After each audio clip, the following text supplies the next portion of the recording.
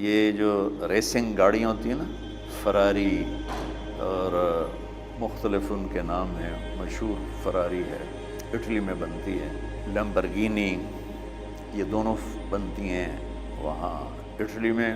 اور اس میں جو آدمی جا رہا ہو اس کے لیے سپیڈ لمٹ کی قید کوئی نہیں، ورنہ سب گاڑیوں پہ 120 کلومیٹر پر کہ اوپر جائیں گے تو جرمانہ ہوگا، لیکن جو آدمی لمبرگینی میں جا رہا ہے یا فراری میں جا رہا ہے اس کے لیے کوئی جرمانہ نہیں، چونکہ وہ یوں کرو تو 1 سیکنڈ میں وہ 120 پہ چلی جاتی ہے، صرف اتنا کرنے سے شم ایسے جاتی ہے۔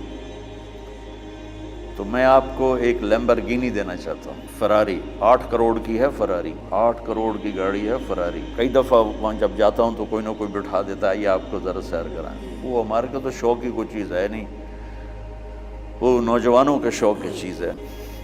تو 8 کروڑ کی گاڑی ہے، میں مفت آپ کو دے رہا ہوں، وہ ہے صبر۔ آخرت کے سفر میں اگر تیز چلنا چاہتے اور سب سے آگے نکلنا چاہتے ہو تو صبر کی فراری پہ سوار ہو جاؤ، تمہیں کوئی پکڑ نہیں سکے گا، تمہارے کوئی قریب بھی نہیں آ سکے، کہ دنیا میں صبر کرنے والوں کا قحط آ گیا۔ بڑے بڑے علماء ہیں اخلاق سے خالی، بڑے بڑے علماء ہیں صبر جانتے ہی نہیں، پورا معاشرہ سر علماء، تم کل کے علماء ہو اس لیے علماء کی بات کر رہا ہوں، ورنہ پورا معاشرہ میرے بچوں صبر سے خالی۔ دیکھو میری ایک بات سنو، علم کی کمی ہو تو اچھے اخلاق اس کو چھپا دیتے ہیں، اخلاق کی کمی ہو تو بڑے سے بڑا علم بھی اسے چھپا نہیں سکتا۔ سارے عیب ہوں اور اخلاق اچھے ہوں تو اخلاق وہ چادر ہے جس میں سارے عیب چھپ جائیں گے، بس ساری صفتیں ہوں اور بد اخلاق ہو تو ہر صفت کو بد اخلاقی چھپا دے گی۔ میرے نبی نے نماز لمبی پڑھی، اللہ نے روک دیا، کہ نہیں چاہیے، ما انزلنا علیک القرآن لتشقی، مختصر نماز پڑھیں، درمیانی نماز پڑھیں۔ پیسہ سارا خرچ کر دے، اللہ نے روک دیا، ولا تبسطها کل البسط، میرے نبی سارا خرچ نہ کرو، کچھ بچا کے بھی رکھو۔ تبلیغ میں اپنی جان کھپائی، اللہ نے اس سے بھی روک دیا، فلا تذهب نفسک علیہم حسرات، تبلیغ کرو خود نہ مر جاؤ۔ تبلیغ کتنا بڑا عمل ہے، اللہ نے کہا اعتدال۔ نماز کتنا بڑا عمل ہے، اللہ نے کہا درمیانہ ہاتھ رکھو۔ مال خرچ کرنا کتنا بڑا عمل ہے، اللہ نے کہا درمیانہ ہاتھ رکھو۔ جب میرے نے اخلاق میں بلند پرواز دکھائی تو اللہ نے کہا شاباش انک لعلی خلق عظیم، میرا نبی میں آپ کو شاباش دیتا ہوں، آپ کے اخلاق بڑے عالی شان ہیں۔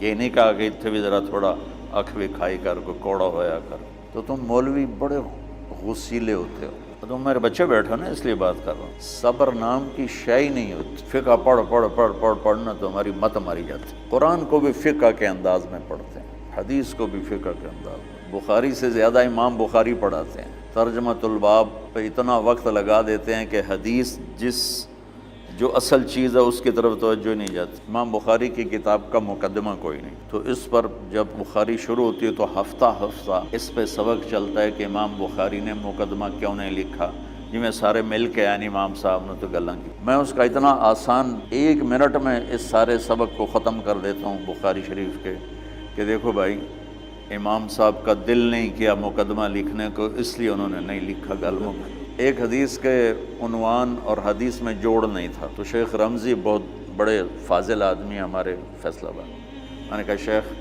یہ جوڑ کوئی نہیں، کہ شیخ ھذا من اصعب ابواب البخاری، یہ بخاری شریف کے مشکل ترین ابواب میں سے ہے۔ میں نے کہا بڑا آسان کام ہے، امام بخاری بھول گئے، ترجمہ کوئی اور تھا، حدیث کوئی اور لکھ دی، بھول گئے، بشر ہی تو ہیں، کیوں بچوں نے مصیبت پان دے۔ تو بچوں شوق سے جاؤ، بہانے نہ کرو، ہماری ذرا تھوک ڈال کے پیٹ میں درد، وہ شامہ پہ جان گیا پھر توڑیاں، ٹھیک ہے نا، میں زیادہ بول نہیں سکتا ہوں، ضروری سمجھ کے آیا تھا کہ تم خوشی سے جاؤ، پھر اس میں جو ناگواری آئے گی اسے برداشت کرو گے تو پھر آپ کا صبر بڑھے گا۔ तुम्हें सिर्फ मेरी शोहरत नज़र आती है, इसमें जितना मुझे सब्र करना पड़ा है वो तुम्हारे सामने नहीं है। जितनी कड़वी गोलियां मैंने खाई हैं लोगों से वो तो तुम्हें नहीं पता। अब तुम्हें इतना नज़र आता है कि वाह वाह हो रही है आगे पीछे लोग। मेरे अल्लाह का करम है, मेरी क्या औकात। आज हूँ कल मर जाऊँगा, औलाद को भी याद नहीं रहेगा कि तारिक जमील कौन था। जो है उस मेरे रब का करम है। मुझे अपनी शोहरत से कभी धोखा नहीं लगा। तो मेरे बच्चों इसलिए बता रहा हूँ, कोई फ़ख्र नहीं, कि मुझे अपनी शोहरत से कोई धोखा नहीं, एक लम्हे के लिए भी मुझे धोखा नहीं। मेरे दिल की गहराइयों ये बात उतरी कि सब मेरे अल्लाह का फजल है, और बुराई करने वाला और अच्छाई करने वाला मेरी नज़र में बराबर हो गया है। बराबर होने का मतलब पहले समझो। तो मुझे गाली दोगे, मुझे तकलीफ़ होगी, तो मेरी तारीफ़ करोगे, मुझे खुशी होगी। इसको बराबरी नहीं कहते, वो तो एक तबीई चीज़ है। ये मैंने हाथ पे अपना ही हाथ मारा तो उसको दर्द हो रहा। तो अगर मैं मौलवी शौकत साहब से बदतमीज़ी से बात करूँगा तो इनको तकलीफ़ होगी, और मैं इनकी कुर्बानियाँ बयान करूँगा। ये ज़रा खड़े हो ना, इधर हाथ दो। ये इस सारे नक्शे के बानी हैं। ये पहली ईंट है। ये 3000 रुपये उस वक्त ले रहे थे 1985 में 86 में कराची।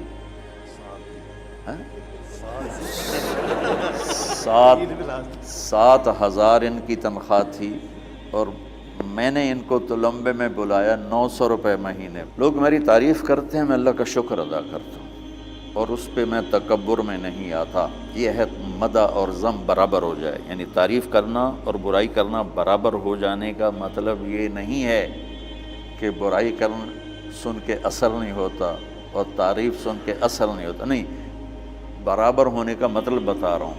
उसकी तौफीक ताईद रहमत अपनी औलाद को बता रहा हूँ। कोई मेरी तारीफ़ करता है, मैं अल्लाह का शुक्र अदा करता हूँ और अपने आप को भूलता नहीं हूँ। कोई मेरी बुराई करता है तो मेरे दिल में उसके लिए कोई मनफी जज्बा नहीं पैदा होता। ये है अच्छाई बुराई को बराबर कर देना।